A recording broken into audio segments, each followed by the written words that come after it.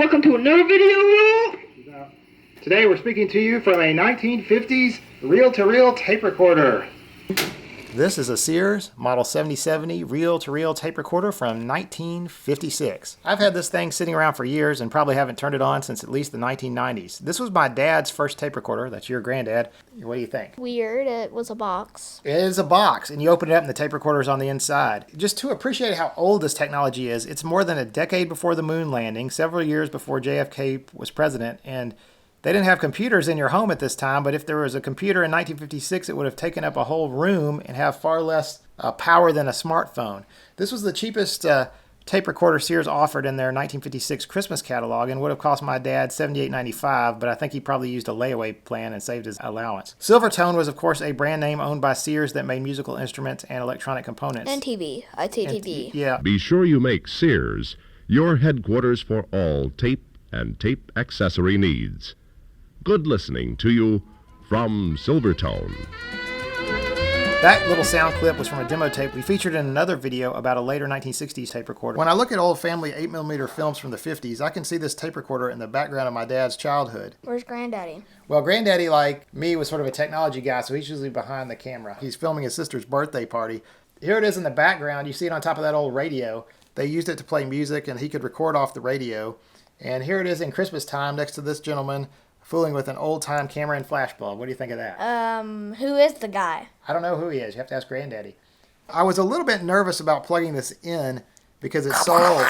Yeah. But as it turns out, all the wiring was fine. Just the rubber casing on the power cord had hardened and was cracking a little bit. So once I opened it up and looked at it, the first thing I needed to do was to take it apart and let's check out the belts and have a look at the inside. The case is wood covered in this paper stuff, and there's a schematic on the inside of it as well as in the manual. It says this case was manufactured by Byron Industries. Incidentally, I read that Silvertone equipment was produced by this Warwick Industries. It all happened in Chicago. Removing the deck from its case, here of course is the front of it with the single speaker, and there's no other output on this thing other than the speaker. There's no line output or anything. That was the next model up. That's the head cover there I just took off. Here it is face down, looking at the back of it. Interesting, there are two badges with serial numbers, and they start with a 56, which might be the manufacturer date, and that's the date on some of my dad's earliest recordings too. And inside, of course, you've got, let's see, you've got a tube here, a capacitor next to it, and these little loose things here look like other tubes, but they're encased in this covering for some reason. So they don't burn away. I don't know much about electronics this old. Now the motor turns the capstan there, and the capstan belt actually seems okay. Well, your Granddaddy put it in great good shape. Yeah, I mean, it's amazing. It still works. The motor only spins in one direction, so the rewind belt is twisted, so when you engage rewind, it goes in the opposite direction. Anyway, checking all the belts, they all seem to be fine. That's right, this thing is over 60 years old, and all the original belts are intact. Sears used to make some good stuff. On the front, underneath this panel, there are the other... Today, Sears is out of business. Yeah, Sears ain't what it used to be. Underneath this panel are all the other electronic components. What's interesting about this is, unlike today, there are no printed circuit boards. This is just a different era. These things are components are just soldered together. There's no printed circuit boards whatsoever. We're going for it. We're just going to try it and see what happens. You ready? Here we go. So what did I have to do in order to get this working? The answer is nothing. It just worked. Motor's turning.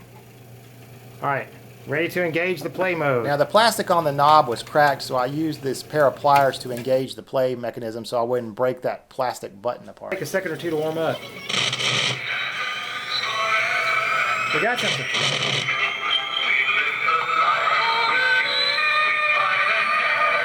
It works.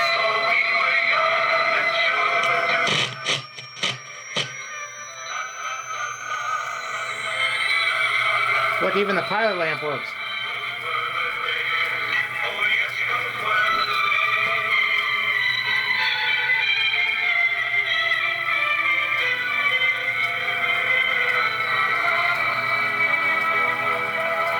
Sounds like a cow.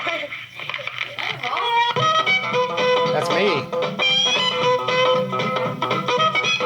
One thing this tape recorder doesn't have is brakes. Real There are brakes. no brakes! Ah! Well, yeah. So if you just start fast forwarding or rewinding and release it, the reels just spill all over the place. That was actually an extra feature.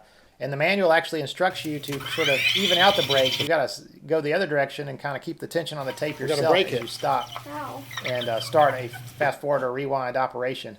It's just really a no frills recorder. No reel caps, no brakes, one speed, no outputs, horizontal operation only.